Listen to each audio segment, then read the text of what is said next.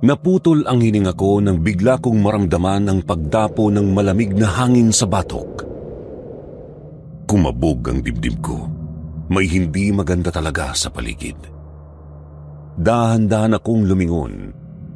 Nakatitig sa akin ang mga mata ng figurang nasa ibabaw ng katabing aparador habang dumadaan ang mga titig ko sa mga ito. Nasasakop ng dilim at liwanag ang buong paligid dahil sa patay-sinding ilaw. Rinig na rinig ko ang kabog ng dibdib ko dahil sa nakabibinging katahimikan. Pagtigil ng mga mata ko sa likuran sa mismong pinto, tuluyan akong nakahinga ng maluwag nang makitang nakasarado ang pinto at wala akong kasama.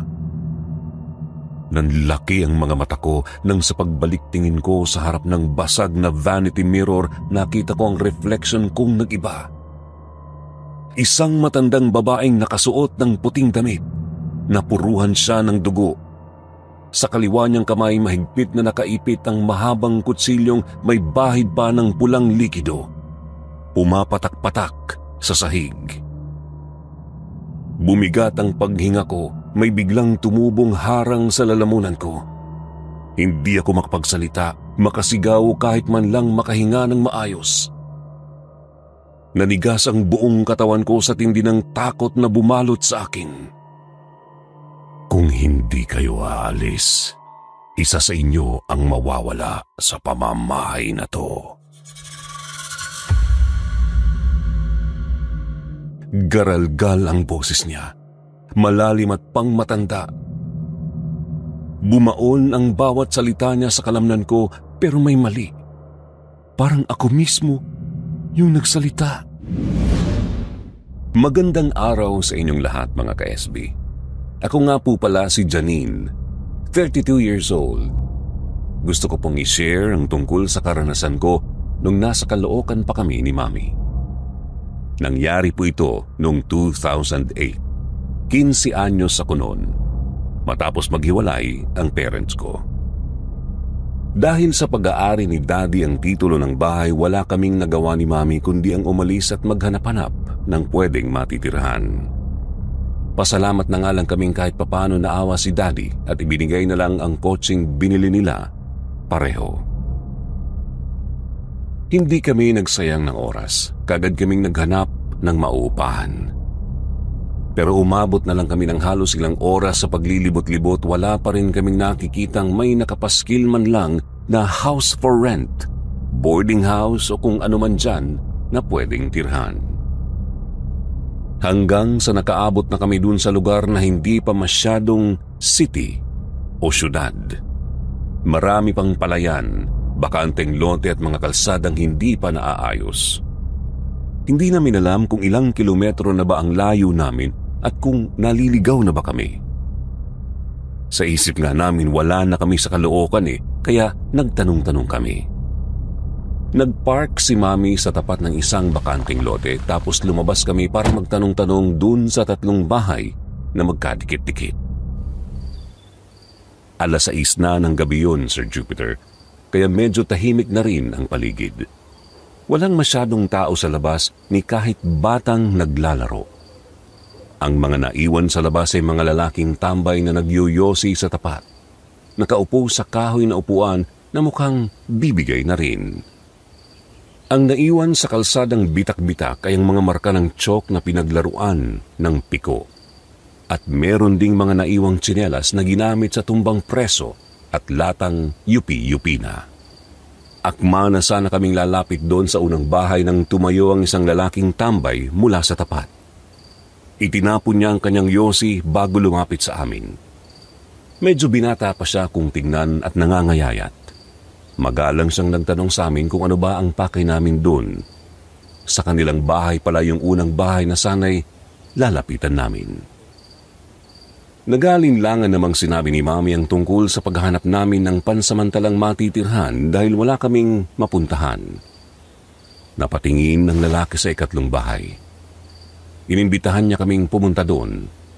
Maliit ang bahay na yun kumpara sa 2 bahay na nandun at kita talagang hindi mapera ang sino mang may-ari. Gawa kasi sa pawid ang bubong at sira-sira na rin. Nalagas na nga ito at nahulog na sa baba ang ilang hibla ng dulo. May harang na gawa sa kawayan at kadenang lubid na malapit nang bumitaw sa tagal nitong nagsilbi bilang proteksyon sa mga magtatangkang pumasok. Meron itong bintanang maliit na gawa rin sa pawid. Nakalutang ang bahay dahil sa 4 na paa nito sa ilalim. Luma na ang kahoy na hagdan. Tingin ko nga kung kami ni Mami ang aakyat doon, siguradong babagsak. Matapos ang ilang beses na katok at pagsigaw ng kasama namin, sa wakas ay narinig namin ang pag-ungot ng kawayang sahig. Kasunod nito ang ingay ng 2 kawayang nagkiskis at umungot. Lumabas ang isang matandang babae, may daladalang lampara. Puti ang mahabang buhok niya na nakatali sa likod. Kitang-kita ang mga ngiping pantay-pantay sa ngiti. Malamlam ang mga mata, pero nangangayayat. Nakasuot siya ng mahaba at puting palda na may floral designs na kulay blue. At nakasuot naman siya ng t-shirt na orange. Nag-uugod-ugod siyang lumapit sa amin at pinagbuksan kami ng gate. Pinapasok niya kami bago nagtanong kung ano ang pakay namin sa kanya. Isinalaysay naman ng lalaki kung ano bang kailangan namin.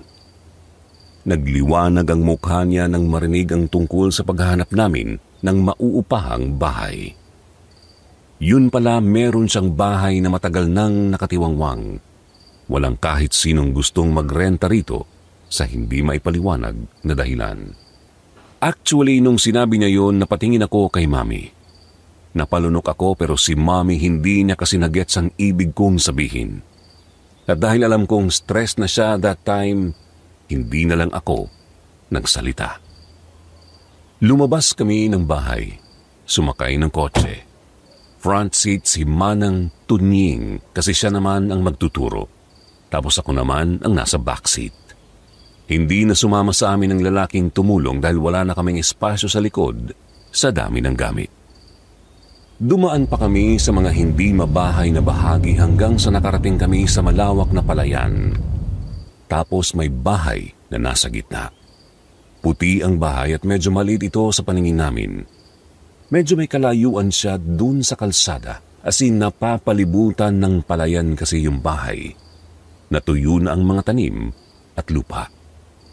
Dumaan kami sa makitid na daan na gawa sa tinambak na lupa at pinatigas. Dun ko lang nakita ang nakatayong scarecrow sa bandang gilid ng bahay sa likod. Nakapilig ang ulo nito. Ang 2 nakainat na kamay na gawa sa mga mahabang dahon, butas-butas na ang damit at ang sombrerong gawa sa buri. Nanindig ang balahibo ko nang biglang humuni ang uwak. Lumapit kami dun sa bahay. Luma na pala ito. Sabi ni Manang Tunying, halos 5 taon na rin itong napabayaan. Umalis na kasi ang anak niyang dating nakatira rito. Gaya ng bahay ni Manang Tunying, nakalutang din ito. Nakahawak ang 4 na sementadong estante sa ilalim. Tipikal ang laki nitong pangmaliit na pamilya. Gawa sa kahoy ang kabila at meron namang parteng konkreto. Pininturahan ang kabuuan ng puti. Kakaiba na ang amoy nito. Maalimuom dahil sa tagal nitong napabayaan sa tag-araw at tagulan.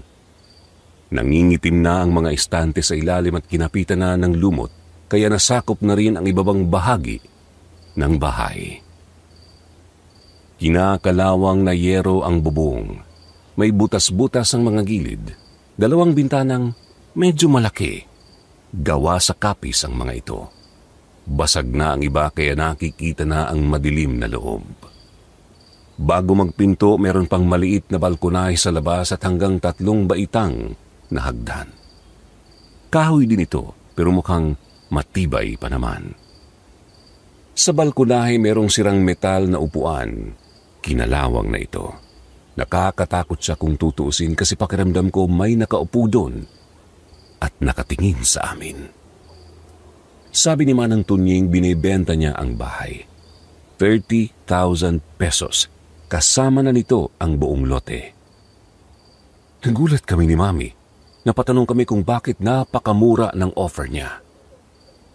Mapakla siyang natawa bago kami malungkot na sinagot.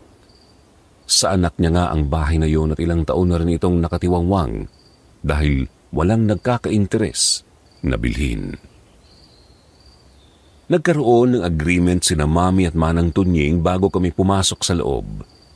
Sinalubong kami ng amoy alikabok at kalawang pagbukas namin ng pinto. Napakadilim talaga. Walang kuryente pa dahil pinutulan na rin noon pa. Tanging flashlight lang talaga ang gamit namin sa pag-observe ng nasa loob. Sinalubong ang mga mata namin ng isang mahabang mesa na pinakinis ng varnish pero dahil sa katagalan ng panahon, nag-fade na ang kintab nito. Kinain na rin ng anay ang bandang ilalim. Napansin ko naman ang malaking hiwa sa isang paa, mukhang malaking itak ang itinaga rito. May crack din ng ibang mga paa nito. Ang mga upuan gawa sa malalaking kawayan. Ganun din, may varnish ito pero kupas na. 5 ang nakaharap sa mesa, habang ang isa naman na nasa bandang kanan nakaharap ito patalikod. Natigilan ako nang makita ang pulang likidong nasa upuan noon. Mukha itong bagong pataklang. Tinutukan ko ng flashlight ang kisame. Wala namang kung anong tumutulo dun. Ibinalik ko ulit ang tingin dun sa upuan at napasinghap ako nang makita ang isang kamay ng bata. Bigla na lang itong nawala. Nanindig ang balahibo ko ron at nasyak ako. Napansin ako ni Mama at napatanong siya kaagad kung ano ang nangyari. Hindi ko sinabi sa kanya ang tungkol sa nakita ko. Nagpatuloy kami sa pagtingin-tingin ng mga gamit sa loob. Meron dong vanity mirror na nasa labas siya katabi ng hagdan na ilang balitang lang ang taas. Basag ang salamin. Sa ibabaw ng aparador kung ano-ano ang nakalagay. Merong maliliit na figurines ng angels, may kutsilyong may mantsa tapos kinalawang na, at bulaklak na patay na. Nag-dry na ang petals nito sa ibabaw at dumikit na rin sa kahoy. Napalunok ako. Mukhang may something talaga sa bahay na to. Nang akma ko na sanang hihilain ang handle ng drawer, nagulat ako nang biglang may kamay na pumatong sa balikat ko. Napakalabig pa naman pagtingin ko sa may-ari, nangunot ang noo ko nang mapansing wala naman pala akong kasama banda ron. Sila Mama kasi abala dun sa kusina. Natatago ang bandang yun kasi may nakaharang na pader. Pagharap ko ulit sa vanity mirror, nagulat ako nang makita ang isang babaeng nasa likod ko. Hindi ko naaninagan ang mukha niya kasi bigla na lang siyang nawala matapos ang ilang segundong pagkatitigan namin. Again, binaliwala ko po ito ulit, Sir Jupiter. Nagmamadali akong pumunta sa kinaroroonan ni na Mami. Kung ano-ano ang mga hinalungkat namin doon na mga gamit, may ilang appliances na hindi na magamit at ang iba'y inuuod na rin dahil sa mga na-stock na raw foods. Pagkatapos doon, umakyat kami. 2 kwarto ang magkaharap. Higaan daw yun, tapos meron pang isang kwarto doon sa bandang kanan pero guest room na. Sa loob ng isang kwarto, kaliwang bahagi, sumasalubong sa hagdan, meron dong malaking higaan. Queen size na kama. Nakabalot ito ng plastic kasama ang 3 unan. Walang kahit anong gamit sa loob, maski maliit na aparador na lagayan ng damit. May malaking bilog na ilaw sa kisame. Nang i-click ni Manang Tunying ang switch, sinubukan nitong magliwanag. Pero hindi na kaya. Pakurap-kurap na lang ito. Pumasok din kami sa tapat na kwarto. Same lang din, queen size na kama. Walang kung anong gamit at tanging ang malaking bilog na ilaw lang ang nandun. Hindi namin sinek ang isa pang kwarto. Ipinagbukas na lang kasi talagang pagod na kami. Grabe, hindi ko inaasahan na ganun pala kalaki ang bahay. Yung bang akala mong maliit lang pero sa loob malaki pala. At hindi ko rin inaasahan na may something interesting sa loob. Ano kaya ang nakatagong misteryo rito? Matapos ang pag-uusap ni na Mami at Manang Tunying, iniwan na kami ng matanda. Ipinasok namin ni Mami ang mga gamit at inilagay na muna sa mahabang mesa. Pagkatapos nang hiwalay kami ng kwarto at nagsipahinga na. Bandang 4:30 ng madaling araw, nagulantang ang pagtulog ko sa malakas na tunog ng alarm clock. Hindi ko nga alam kung saan ba yun Sa pagkakaalam ko, walang kung anumang gamit sa loob ng kwartong yun. Pag-angat ko ng kumot, nangunot ang noo ko nang makitang nandun lang pala sa ilalim. Luma na talaga, Sir Jupiter. Yari ito sa metal at hugis rectangle na may nakadisplay na kulay pulang oras. Hindi ko alam kung paano patayin kasi kahit anong pindot ko dun sa mga buttons, hindi naman siya namamatay. Inabutan ako ng 2 minuto bago ito tuluyang namatay. Sa inis ko, ibinato ko yun sa pinto. Madilim ang loob at tanging siwang lang ng liwanag ng buwan ang nagsilbing ilaw talaga. May naaninagan akong nakatayo doon na mahaba ang suot na damit pero hindi ko na ito inalintana. Sadyang pagod ako at antok na antok. Maya-maya'y narinig ko ang mahihinang yabag na papalapit. Hindi ko na sana ito papansinin pero nang maramdaman ko ang pagdubog ng kama, kasabay nito ang matinding amoy na umalingasaw. Hindi ko maintindihan kung ano yon. Sa isip ko, si Mami yon. Ang unusual na tubami siya sa akin sa pagtulog pero sa pagkakaalala ko, may times na hindi talaga siya nakakapagpahinga ng maayos sa ibang bahay. Kaya siguro siya pumunta sa akin. Ang ginawa ko naman, niyakap ko siya. Malamig at may amoy ang damit niya pero hindi ko na lang ito pinansin. Diretso na akong natulog ulit. Hindi na ako nag-abalang dumilat pa. Kailangan ko talagang magpahinga. Kinabukasan paggising ko, laking gulat ko na lang nang makitang may yakap na akong teddy bear. Kaagad akong bumitaw rito. Napabangon at tinadyakan palayo sa akin. Ayaw na ayaw ko talaga ng mga stuffed toy kahit nung bata ako. Pakiramdam ko kasi may kung ano sa kanila na makakapagpahamak sa akin. Ewan ko ba pero nung time na yun bigla akong na-curious, Sir Jupiter. Dahan-dahan akong lumakad papunta sa kabila at tiningnan ang hitsura ng stuffed toy. Kung hindi ako nagkakamali, isa siyang malaking bunny na kulay pink. Mahaba ang tenga nito at oblong ang muka. Wala itong mga mata pero may tahing hugis krus sa gitna na parang nagsilbing konektadong ilong at labi. May tastas ang bandang leeg. Lumabas na ang laman nitong kulay puting nylon taffeta. Mahaba ang mga kamay at paa. Marumi ang 2 paa nitong parang naglakad ng napakalayo, tas may bahid pa ng tumigas na putik. Nakiliti ako sa takot at napangiwi.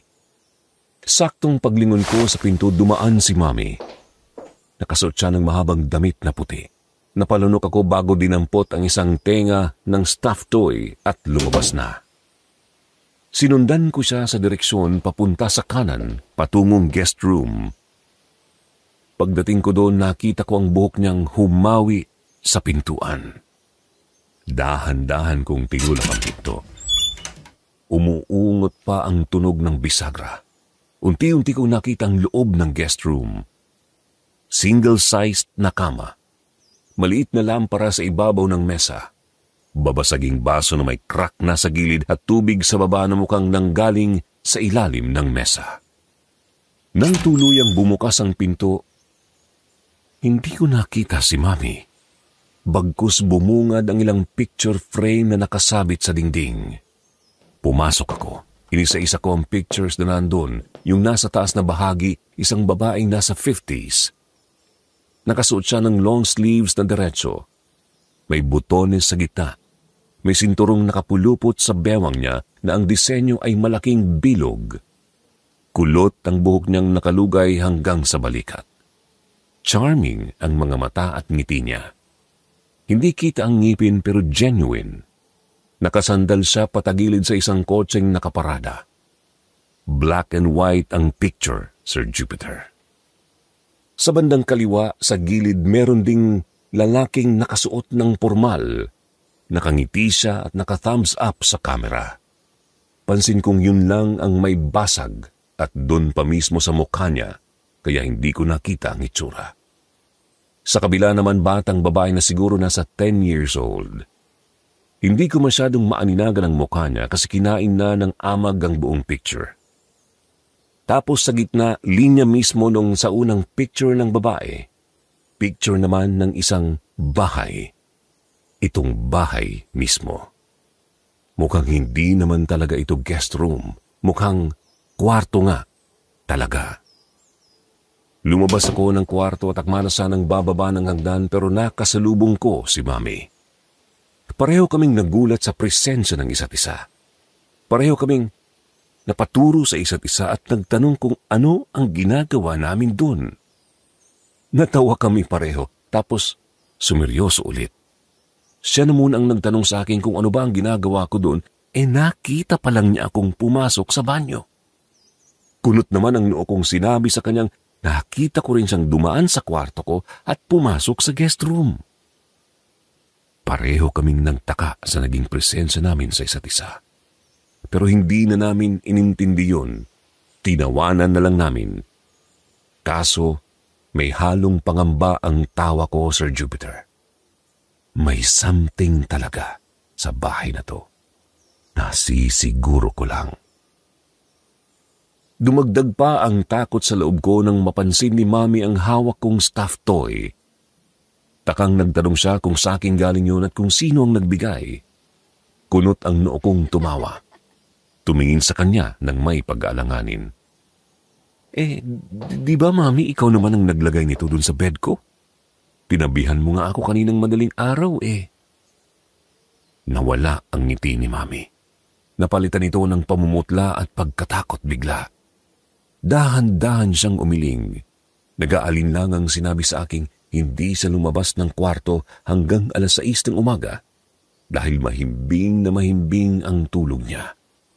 Sinilip niya ako kanina pagkagising niya pero wala siyang nakitang stuffed toy na nasa ibabaw ng kama ko. Nabitawan ko ang stuffed toy sa takot. Napapalunok akong napatingin dito. Ang creepy talaga. Si Mami na lang mismo ang pinatapon ko ng stuffed toy kasi hindi ko talaga kayang damputin ulit yun. Tawang-tawa pa si Mami na dinamput ito at bumaba kami pareho. Sinamahan ko siya sa bandang likod ng bahay para itapon yun. Bali, merong mahabang kahoy na aapakan namin pababa para makapunta kami sa tapunan. Kaya sinamahan ko talaga si Mami kasi pareho kaming hindi sanay sa ganung klaseng daan. Ang babang bahagi kasi nito, malawak na tubig na hindi ko alam kung malalim ba.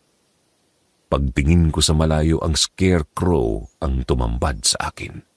May uwak sa ibabaw ng sombrerong gawa sa buri.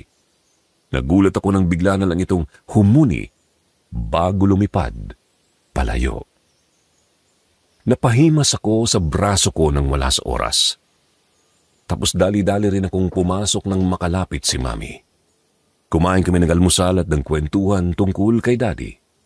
Kahit papano naibsan ang pakiramdam ko. Nung bandang tanghali na, iniwan ako ni Mami na mag-isa dun sa bahay kasi pinuntahan niya si Manang Tunying.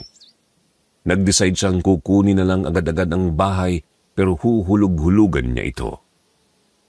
Dahil sa kailangan kong i-divert ang utak ko sa pag-overthink tungkol sa mga problema at tungkol sa kung ano ang meron sa bahay na yon, ako na mismo ang nagsimulang naglinis ng kusina. Sa dami ng basura talagang nawala sa isip ko ang kaninang mga bumabagabag na bagay. Nang itatapon ko na sana ang sako ng basura doon sa likod ng bahay, napansin kong may dumaan na babae na mukhang pareho kay Mami ang pangangatawan. May kalayuan pa ako dun sa pinto kasi kalalabas ko lang ng kusina. Hindi talaga ako pwedeng magkamali. Si Mami talaga yun. Naalala ko na naman ang tungkol kanina umaga. Umirap ako sa hangin at napakamot sa ulo. Kung ano-ano na naman ang pumapasok sa isip ko. Tinatakot ko lang masyado ang sarili ko. Padabog kong dinampot ang basura at lumabas na. Itinapon ko ang basura pero hindi ko maiwasang hindi makaramdam ng kakaiba. Mabigat na hindi ko maintindihan. Andun din ang pakiramdam na may ibang taong nakatingin mula dun sa bahay mismo. Sa pinto, para bang binabantayan kung ano ang gagawin ko sa susunod. Laking gulat ko na lang nang marinig ang malakas na kalabog sa loob. Dali-dali naman akong pumasok. Muntikan pang mahulog doon sa kahoy dahil sa pagmamadali. Nang makapasok sa kusina, dire-diretso kong tinungo ang sa labas na parte kung saan ko narinig ang malakas na pagkabasag na yun. Mukhang salamin. Nang tiningnan ko naman ang vanity mirror, wala namang nagbago. Yun lang talaga ang alam kong babasagin sa loob ng bahay. Pasimple ko namang tiningnan ang taas, pero tingin pa lang talaga may something na. Kaya hindi na ako tumuloy. Hindi ko rin naiwasang mapatingin sa vanity mirror. Nanlaki ang mga mata ko nang makita ang isang babaeng nakaputi, walang mukha at hindi ko alam kung saan yun nakapwesto. Walang atrasan, diretso na akong lumabas. Malakas kong isinara ang pinto at napahinto sa bandang balkonahe. Habol-habol ko ang hininga kahit hindi naman sobrang layo ng tinakbo ko. Ang nakapagpakabog ng matindi sa dibdib ko ay ang matinding takot na sumakop sa akin. Nanginig ang buong kalamnan ko, walang taong dumaraan. Ako lang mag-isa doon, ni kahit ang kotse ni Mami wala doon sa kalsada. Wala akong nagawa kundi ang tumunganga ron, magpanik mag-isa at antayin si Mami. Napaiyak na lang ako at hindi magawang makabitaw sa railings na kahoy. Ilang saglit lang nakita ko ang kotse ni Mami. Dali-dali akong bumaba at sinalubong siya. Pagkalapit ko sa bintana ng driver's seat, mangiyak-ngiyak akong kumatok. Dali-dali namang ibinaba ni Mami ang bintana at tinanong ako kung ano ang nangyari. Isinalaysay ko sa kanya ang tungkol sa nakita ko. Walang may nasabi si Mami. Dali-dali niyang binuksan ang pinto at lumabas. Niyakap ako ng mahigpit. Pinakalma niya ako, kaso hindi mawala-wala sa utak ko ang hitsura ng babaeng yun na nasa vanity mirror. Sino ba yun? Bakit siya nandun?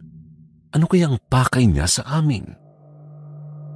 Nag-aalinlangang dumiretso ng bahay, nanginginig pa rin ako. Pero hindi naman ako pinabayaan ni Mami.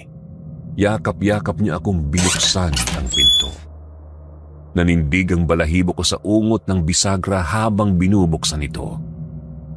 Tumambad ulit ang mahabang mesa sa harap namin. Madilim at malamig ang presensya. Kinomfort ako ni Mami na walang ibang taong nasa loob. Guni-guni ko lang ang lahat ng yon. Baka siguro sa pagod. Baka sa stress na dulot ng paghihiwalay nila. Kung ano-ano ang sinabi ni Mami para lang ma-divert ang utak ko tungkol sa bagay na yon. Aniya makakatulong din kung magdasal ako lagi. Wala na kasi akong choice. Nabayaran na ni Mami ang 30,000 pesos. Temporary lang naman sana yun dahil wala kaming mapuntahan. Wala rin kaming ibang choice sa ngayon. May trabaho siya at ako rin ang inaalala niya. Pilit niyang niwawala sa isip ko ang tungkol sa bagay na yon. Nagpatuloy kami sa paglilinis ng kusina. Kung ano-ano ang ginawa ni Mami para lang makalimutan ko ang tungkol sa bagay na yon. Hanggang sa nagawa niya akong mapatawa. Kinagabihan, nag-inom na muna kami ni Mami at nanood ng movie. Nung naramdaman naming hindi na kaya, umakyat na kami pareho at naghiwalay ng kwarto. Mahimbing na sana ang tulog ko nang bigla na namang nabulabog yun dahil sa malakas na tunog ng alarm clock. Iwinakli ko ang kumot. Wala. Sa ilalim ng unan, wala rin. Pagtingin ko dun sa bintana, natigilan ako nang makitang nakasabit dun ang alarm clock na tinapon ko kagabi. Nagtaka naman ako. Hindi ko ngayon nakita kahapon paanong napunta dun. Napapalunok akong dahan-dahang bumangon at tinungo ang alarm clock. Pagkuway, hinawakan ko ito ng mahigpit at ibinagsak sa sahig. Nagkalat ito sa sahig at namatay din. Nakahinga ako ng maluwag pero nakaramdam ako ng kakaibang lamig sa bandang yun. Meron ding biglang kumapit na lang sa mga paa ko, parang kamay na maliliit pero nang tingnan ko naman, wala. Nang akma na sana akong babalik sa kama, nagulat ako nang mapansing hindi ko man lang maigalaw ang mga paa ko. Mas lalong nanuot ang lamig dun sa bandang hinahawakan ng maliit na mga kamay. Dito na ako nataranta. Sumigaw ako pero nanlaki ang mga mata ko nang wala man lang boses na lumabas sa bibig ko. Napahawak ako sa aking lalamunan. Pinakiramdaman ito habang pilit akong sumisigaw. Wala talaga. Kumabog na naman ng matindi ang dibdib ko at gusto kong tumakbo. Pero paano? Napakalayo ng pinto sa paningin ko. Pakiramdam ko nilalamon ako ng buong kwarto. Umiikot pataas ng pataas ang itsura nito. Gumapang ang takot sa bawat hibla ng mga balahibo ko sa katawan. Nilalamon ako pailalim pero gusto ko pang lumaban. Hindi ako pwedeng magpatalo. Hindi pwedeng basta-basta na lang akong sumuko sa ganito. Ilang saglit lang narinig ko si Mami na tinawag ako sa baba. Medyo nagtaka ako sa boses niya kasi malumanay at yung bang parang nanghihina. Hindi naman ganun ang usual ng boses, mapaumaga man o araw. Malakas at buo talaga ang boses niya. Kung ano-ano ang nasa isip ko pero kailangan ko talaga siya ngayon. Sinubukan ko siyang tawagin pero wala talagang boses na lumalabas sa bibig ko. Napapikit ako. Nagdasal ng taimtim. Pagmulat ko ulit ng mga mata, nakaramdam ako ng peace sa loob. Rinig na rinig ko ang hininga ko. Nawala ang lamig sa mga paa at nagawa ko na rin itong igalaw. Sinubukan kong magsalita at napaiyak ako sa tuwa nang mabigas ko nga ang pangalan ni Mami. Dali-dali akong lumabas ng kwarto at pinuntahan siya sa loob ng tinutulugan niya. Wala siya roon. Ibig sabihin, siya talaga yung tumatawag sa akin kanina. Dahan-dahan akong bumaba ng hagdan. Hinanap ng mga mata ko si Mami pero madilim ang buong paligid. Nakalimutan ko pa namang dalhin ng flashlight. Ni kahit nga pagbaba ng hagdan, maingat na maingat ako kasi baka magdiretso ako sa baba. Nang sa wakas ay makababa ako, narinig kong tumawag si Mami. Napasingap ako nang biglang magpatay-sindi ang ilaw sa bandang kusina. Lumiko paharap ng vanity mirror nang hindi sinasadya. Naputol ang hininga ko nang bigla kong maramdaman ng pagdapo ng malamig na hangin sa patok. Kumabog ang dibdib ko. May hindi talaga maganda sa paligid. Dahan-dahan akong lumingon, nakatitig sa akin ang mga mata ng figurang nasa ibabaw ng katabing aparador habang dumadaan ang mga titig ko sa mga ito. Nasasakop ng dilim at liwanag ang buong paligid dahil sa patay-sinding ilaw. Rinig na rinig ko ang kabog ng dibdib ko dahil sa nakabibinging katahimikan. Pagtigil ng mga mata ko sa likuran, sa mismong pinto, tuluyan akong nakahinga ng maluwag nang makitang nakasarado ang pinto at wala akong kasama. Nanlaki ang mga mata ko nang sa pagbalik tingin ko sa harap ng basag na vanity mirror, nakita ko ang reflection kong nag-iba. Isang matandang babaeng nakasuot ng puting damit. Napuruhan siya ng dugo. Sa kaliwa niyang kamay, mahigpit na nakaipit ang mahabang kutsilyong may bahid pa ng pulang likido. Pumapatak-patak sa sahig. Bumigat ang paghinga ko. May biglang tumubong harang sa lalamunan ko at hindi ako magpagsalita, makasigaw o kahit man lang makahinga ng maayos. Nanigas ang buong katawan ko sa tindi ng takot na bumalot sa akin. Hindi kayo aalis. Isa sa inyo ang mawawala sa pamamahay na ito.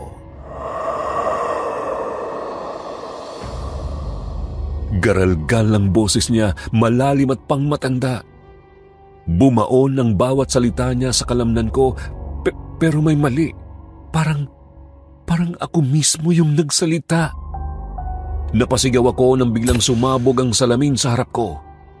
Naramdaman ko ang pagbaon ng malaking hiwa ng salamin sa aking balat na siyang mas lalong nagpasigaw sa akin. Natumba ako sa sahig, nanuot ang sakit sa iba't ibang parte ng katawan kong tinamaan ng glass. Narinig ko ang mabilis na paggalaw ng sahig at pagtawag ni Mami. Ilang saglit lang nagliwanag ang buong paligid. Pinilit kong imulat ang mga mata ko. Malabo at sumasayaw ang paligid. Nag-echo ang boses ni Mami sa tenga ko. Ilang saglit lang biglang lumitaw ang mukha niya sa paningin ko pero pakiramdam ko nag-slow-mo bigla ang lahat. Hanggang sa nagdilim na lang ang lahat. Nang magising ako, puro puting kulay ang sumalubong sa akin. Kisame ng ward, dahan-dahan kong ibinaba ang mga tingin ko. Wala si Mami. Nasaan kaya siya? Nang obserbahan ko ang sarili, kita kong nakabandage ang halos buong dalawang braso ko. Hindi ko rin magawang galawin ang ulo ko kasi may nakaharang sa leeg. Ang mga paa naman namamanhid at hindi ko maramdaman. Kumabog na naman ang dibdib ko. Kung ano-ano ang sumasalubong sa isip ko. Isa pa kasi sa mga kinaayawan ko, Sir Jupiter, ay ospital. Nasa tapat pa naman ako ng pinto at nagigit na ako sa dalawang kortinang nakasara. May mga paa akong nakikita dun sa kabila pero wala naman akong naririnig na ingay. Pilit kong pinapakalma ang sarili ko. Sinasabing sinisiguro lang talaga ng mga katabi kong pasyente at relatives na hindi sila makakadistorbo ng ibang tao. Naputo lang takot ko nang bumukas ang pinto at iniluwal nito si Mami. Kasama ang isang nurse. Nang magkasalubong ang mga mata namin, kaagad niya akong nilapitan at niyakap. Tinanong niya ako kung kumusta ang pakiramdam ko at kung ano ba ang nangyari kanina. Bakit ko binasag ang vanity mirror? Nagsalubong ang kilay ko sa tanong niyang yun. Naiipit ang boses kong sinabi sa kanyang hindi ko binasag ang salamin. Kusa itong sumabog na animoy may bumagsak na kung ano. Hindi nagsalita si Mami. Tiningnan niya ang nurse at tumango rito. Inobserbahan ako ng nurse at inayos niya ang suwer ko. Pagkatapos, lumabas na rin siya. Humugot ng malalim na hininga si Mami. Hindi ko alam kung galit ba siya o ano. Ilang saglit lang bigla siyang tumayo at umalis. Nanghingi ako ng sorry sa kanya. Hindi siya sumagot. Ilang saglit kaming natahimik doon. Naagaw ng atensyon ko ang paang nasa kaliwang bandang kortina. Nakasuot siya ng itim na pantalon, sapatos at lab coat.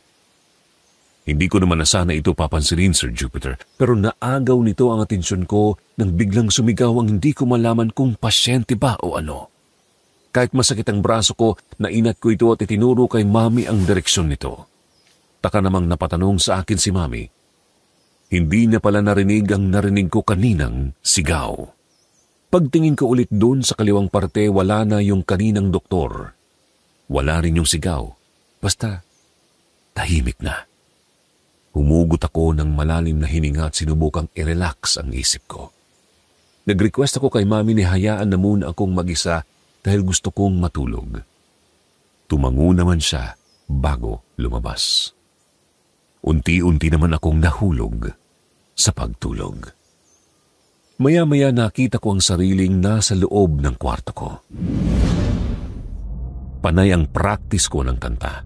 Nakikivibe sa music nang madistract ako ng 3 katok na mahina. Kasunod nito ang boses na matinis. Tinawag ang pangalan ko. Inilapag ko naman sa kama ang headset at MP3 bago nagtungo sa pinto. Pagbukas ko nito, tumambad sa akin ang stuffed toy na rabbit na sa pagkakatanda ko, itinapon ni Mami. Pinulot ko ito at sinuring mabuti. Walang bahid ng kahit anong pagbabago sa itsura. Wala man lang nadagdag na kahit kaunting putik. Napatingin ako dun sa hagdan. Baka si Mami ang nagdala nun. Nang silipin ko naman ang kwarto niya, wala rin siya. Akma na sana akong lalabas nang biglang may dumaan na batang babae sa harap ko. Naistatwa ako bigla, Sir Jupiter. Hindi kasi usual ang itsura ng batang yon. Nakalutang ang mga paa niya sa sahig. Napakabilis ng takbo niya at bigla na lang siyang nawalang parang bula. Naiwang nakaawang ang labi ko sa takot. Natuyo ang dugo ko sa loob dahil sa pagkakabigla. Hindi ko nagawang makagalaw ni kahit man lang pagtawag kay Mami. Nakabalik ako sa sarili ko nang maramdaman ko ang marahang pagtakip sa balikat ko. Pagtingin ko rito, mas lalo akong nataranta nang makita ang isang matangkad na babaeng walang muka. Duguan ang kanyang mahabang damit at sa kaliwang kamay niya may nakaipit na kutsilyo sa ilalim ng mga daliri niya. Natumba ako. Bumalot ang takot sa dibdib ko. Rinig na rinig ko ang matinding pagkabog nito habang pilit akong umaatras palayo sa babaeng nakakatakot. Nangilid ang mga luha ko, hindi ko alam kung paano makakatakas. Tinulak niya ang isang paa paabante. Gusto niya akong lapitan. Umuungot ang sahig at mas lalo nitong kinakain ang kahinaan ko. Hindi ko na napigilang umiyak ng todo. Pilit akong nagsalita. Nagmakaawa na tigil-tigilan na ako pero hindi. Mas lalo siyang lumapit. Mas lalo siyang nanindigan sa pakay niya. Hanggang sa dahan-dahan niyang itinaas ang kutsilyo. Umigik bago ito natumba sa harap ko. Higop ang hiningang napabalikwas ako ng bangon. Nanakit ang mga braso kong nadiin sa magkabilang gilid at pakiramdam ko tinusok ng ilang karayom ang ulo ko sa tindi ng sakit. Sumabay pa ang dibdib na animoy gustong lumabas at sumasabunot na rin ang sakit nito sa loob ng katawan ko. Dito ako napasigaw ng matindi. May kung ano akong naramdaman sa loob, para bang kinakalikot ang laman loob ko at sabay-sabay sumasakit. Kaagad namang pumasok si Mami at tumakbo papunta sa akin. Tinanong niya ako kung ano ang problema. Hindi ko masabi. Natataranta namang tumawag si Mami ng nurse para tulungan ako. Namimilipit na ako sa sakit at hindi ko na rin mapigilan ang umatungal to the point na pati ako nagulat kasi iba na yung boses ko. May itinurok sa akin ng doktor na pampakalma. Namanhid ang buong katawan ko at unti-unting nagdilim ang paningin ko. Bumalik ako bigla sa bahay. Nandun pa rin ang babaeng walang mukha. Pilit akong inaabot.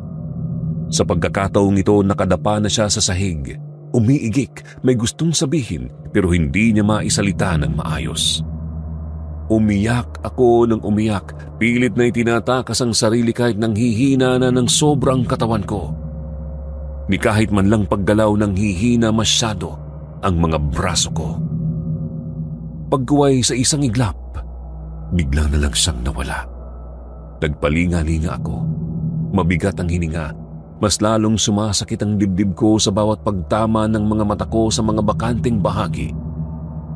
Nang masiguro kong ligtas na ako, nanginginig ang mga paa kong tumayo at diretso akong tumakbo pababa ng hagdan. Natigilan ako nang makita ang trace ng dugong nagkalat sa sahig mula sa hagdan hanggang sa kusina. Ang unang pumasok sa isip ko, si Mami. Sumigaw ako ng Mami. Hinahanap siya. Hindi pwedeng may nangyaring masama sa kanya. Hindi ko alam kung ano ang gagawin ko kung sakali mang meron ngang nangyari sa kanyang hindi maganda. Nangingilid na naman ang mga luha kong pinilit ang sariling manginig sa ibabaw ng dugong nagkalat. Maingat pero nanginginig na talaga ako habang nakapaang sinusubaybay ang dugo. Bahala na, hindi pwedeng tumunganga lang ako. Matakot na lang hanggang sa tuluyang mamatay. Subalit hanggang sa dumating na ako ng kusina, Sir Jupiter, walang Mami na tumambad sa akin. Dito ako mas lalong nanghina. Napaiyak ako lalo. Tumakbo ako hanggang sa labas ng pinto at hinanap siya. Nag-e-echo lang ang boses ko. Akma na sana akong babalik nang biglang tumama ang mga tingin ko sa baba. Muntikan pa akong maatambalan sa kahoy na tinutungtungan ko nang makita ang bangkay ng isang batang babaeng nakalutang sa tubig. Doon sa gilid pero sa bandang ilalim ng bahay namin. Nanigas na ang kanyang katawan at putlang-putla na ito. Bahagyang nakaangat ang ulo niya kaya kita ang buong mukha. Nakabukas ang mga mata, diretso pataas ang direksyon. Nanlalaki ito na parabang nagulat o natakot. Bahagyang nakaawang ang labi niya na parabang may gusto pa sana itong sabihin bago mamatay. Nakadikit ang ilang hibla ng buhok niya sa pisngi at sa bumbunan nito. Kitang-kitang malaking hiwa to the point na halos kita na ang loob. Pati ako nanigas ang buong katawan habang nakatingin sa bangkay na yun. Pamilyar na pamilyar ang itsura nito pero hindi ko alam kung saan ko nga ba siya nakita o nakilala. Gusto ko sanang sabihin sa sarili na panaginip lang ang lahat. Dapat ko itong makontrol, kaso hindi, Sir Jupiter.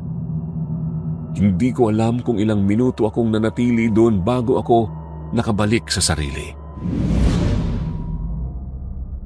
Narinig ko ang tawag ni Mami.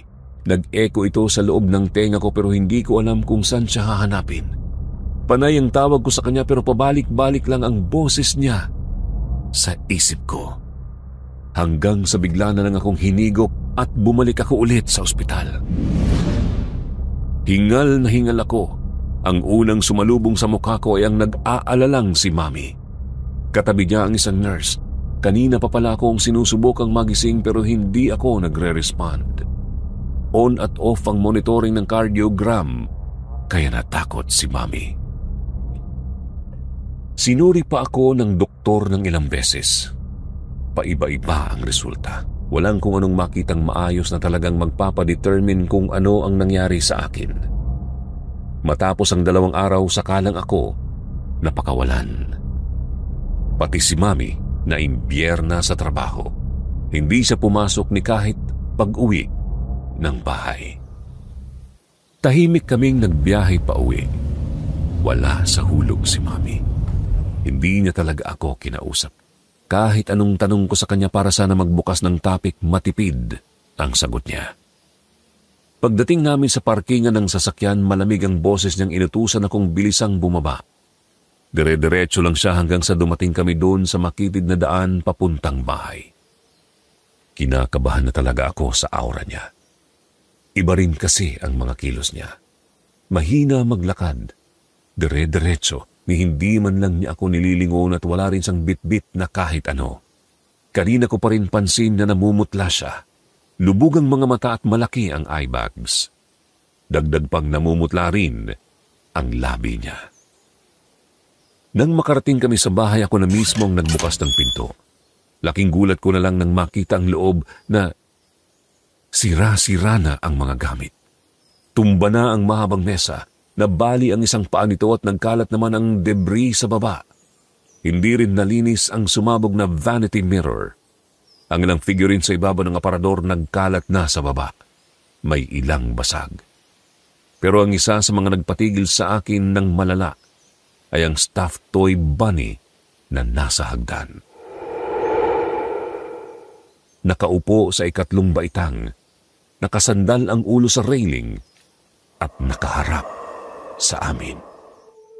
Paglingon ko kay Mami para ituro sana ang kinaroroonan ng stuffed toy, laking gulat ko na lang nang makita siyang nasa likuran ko pala.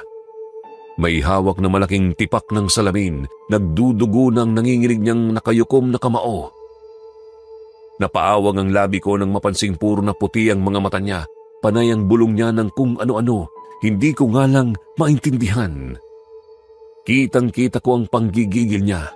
Dahan-dahan niyang itinaas ang kamay na may hawak na kutsilyo.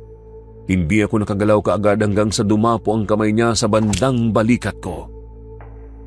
Napasigaw ako sa tindi ng sakit ng pagkatusok ng salamin dito. Natumba ako sa tindi ng sakit. Pagtingin ko kay Mama, kitang-kita ko ang satisfaction na gumuhit sa mukha niya habang nakatingin sa akin. Hindi siya nakontento. Nanlalaki ang mga mata pero walang makikitang itim. Nasisiyahan, ikinikiskis ang dila sa ngipin na itinaas niya ang mga kamay.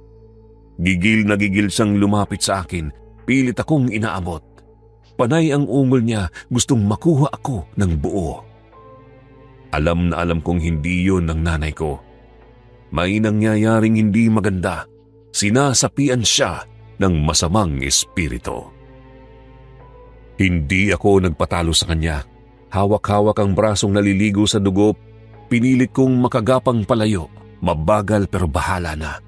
Ang importante masubukan kong makalayo sa nakakatakot niyang ikinikilos.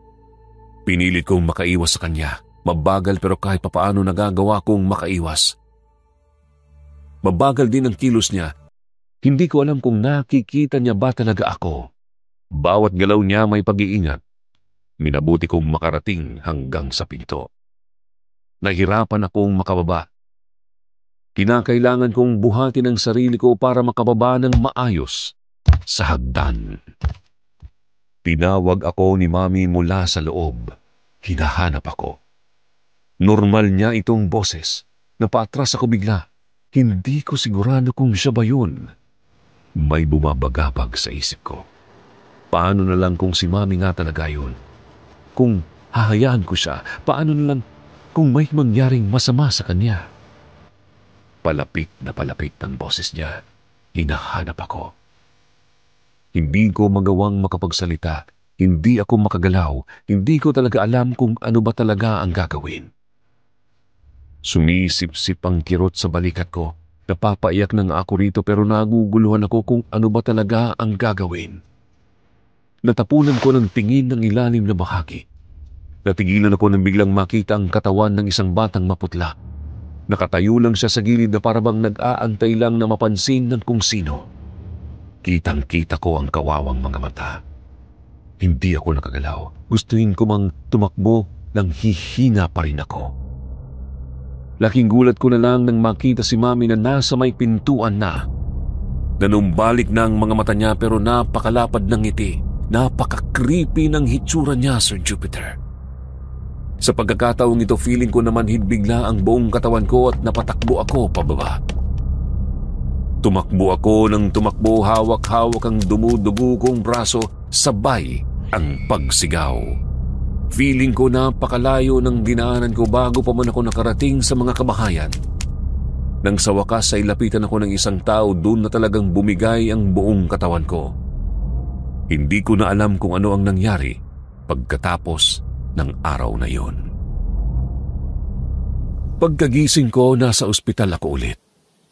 Walang ibang kasama kundi si Manang Tunying. Ang una kong itinanong sa kanya pagkagising ko, nasaan si Mami? Sa kabutihang palad, maayos naman siya pero hindi pa kami pwedeng magkalapit. Ipinatawag siya sa simbahan, hinayaan ng paring gumamot sa kanya. Wala akong dapat ipag-alala. Yun ang inassure sa akin ng matanda. Pansin kong may pag-aalinlangan sa mga mata niya, kaya naman nagtanong ako sa kanya kung ano ang meron. Hindi siya nakasagot agad-agad pero maya-maya huminga siya ng malalim. Bumagsak ang mga balikat at tumulo ang mga luha. Inangat niya ang mga tingin sa akin at hinawakan ang mga kamay ko. Doon na siya humagulgol. Sabay na nanghingi ng paumanhin. Hindi ko siya naintindihan nung una pero inantay kong tumahan siya para makapagpaliwanag ng maayos sa akin. Matapos ang ilang minutong pag-ulan ng mga luha niya, unti-unti niyang binuksan sa akin ang katotohanan tungkol sa bahay na binili namin ni Mama. Taong 1991 nang itayo ni Manang Tunying ang bahay na yon. Sadyang dugo at pawis ang puhunan niya doon, maisakatuparan lang ang pangako nilang dalawa ng asawa niyang magkaroon ng magandang bahay para sa kanilang bubuuing anak. Sa kasamaang palad, namatay ang asawa niya. Hindi pa nga sila ikinakasal. Pero nung time na yon, buntis na siya sa anak na lalaking itatago ko na lang sa pangalang Ariel. Doon sila sa bahay na yun tumira pagkatapos itong maayos. Nakabili pa ng malawak na lote itong si Manang Tunying na siyang ginawa niyang palayan. Ganito talaga ang dream house nila ng pinakamamahal niyang lalaki. Halos araw-araw wala siyang ibang hiling kundi ang magandang buhay para kay Ariel. Pero nag-iba bigla ang landas ng batang to nang maging binata at nakatagpo ng babaeng gusto niyang maging partner habang buhay. Si Juanita. Nung una wala namang nasabi si Manang Tunying tungkol sa babaeng yon. Pero di kalaunan napapansin niyang may kulay itong pinapatunayan sa pamilya. Kapag wala kasi si Ariel, bigla-biglang sumusulpot ang babaeng yun at kung ano-ano ang pinapagawa sa kanya na animoy kung sino. Walang respeto sa kanya, ni kahit simpleng bagay, hindi magawa. Sinubukan niya pang kausapin ang anak tungkol dito pero hindi siya nakinig. Dahil mahal niya nga ang anak, hinayaan na talaga ito hanggang sa ikinasal na lang ang dalawa. Dahil walang kakayahang magbuntis ang babae, nag-adapt sila ng batang babae, nasa 10 taong gulang. Itatago ko na lang siya sa pangalang Felita, Sir Jupiter. Unti-unti siyang napupuno tungkol sa asawa ng anak. May times pa naman na umaalis si Ariel at hindi ito bumabalik kaagad, kaya siya ang nadedehado sa rami ng reklamo ni Juanita. At kung utusan niya ang binan-animoy, isang katulong. Nagtiis si Manang Tunying hanggang sa tumanda siya. Nakimkim na niya ang sama ng loob at lahat ng ito biglang namukadkad nung umalis si Ariel. Nung gabing yon, nagluluto siya ng hapunan, paborito ng naging apo nang biglang dumating si Juanita at kung ano-ano ang sinabi nito sa matanda. Pinagbintangan siya ng kung anong bagay na hindi niya na matandaan ngayon. Sa tindi ng galit, bigla na lang gumalaw ang kamay niya at sinabunutan ng babae. Nadampot niya ang isang kutsilyo at diretso na itong sinaksak. Inagaw ni Juanita ang kutsilyo at pilit itong makasaksak man lang pero hindi siya nagtagumpay. Nakakuha ulit ng pagkakataon si Manang Tunying na makakuha ng isa pang kutsilyo at ito ang ginamit niya para wakasan ang buhay ng manugang na babae.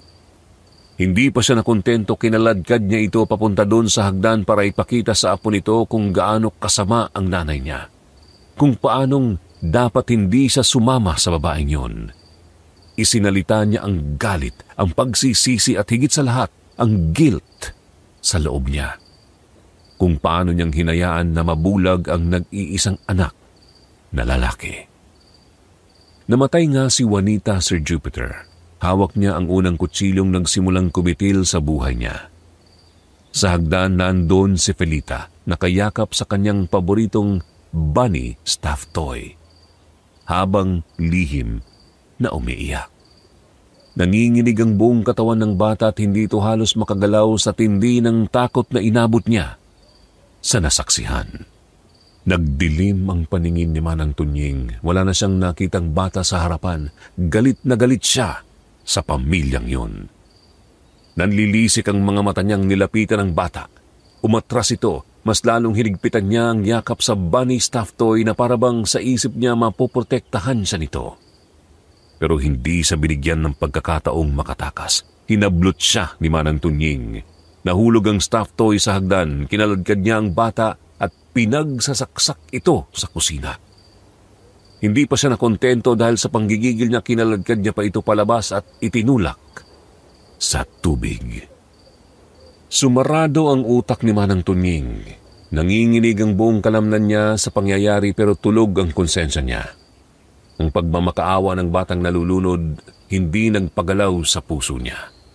Ang kanyang mukhang puno ng dugo, nagmamakaawang mga mata at masakit na palahaw, hindi nagpagalaw kahit man lang daliri. Sa isip ni Manang Tunying, natapos na ang paghihirap niyang yun. Nagbihis siya na parabang wala lang nangyari. Sinunog niya ang damit sa likod ng bahay at itinapon ang stuffed toy. Hindi rin siya nagdalawang isip na kunin ang katawan ng bata nang masigurong patay na ito. Pagkatapos pareho niyang sinunog ang dalawang bangkay dun sa likod ng bahay.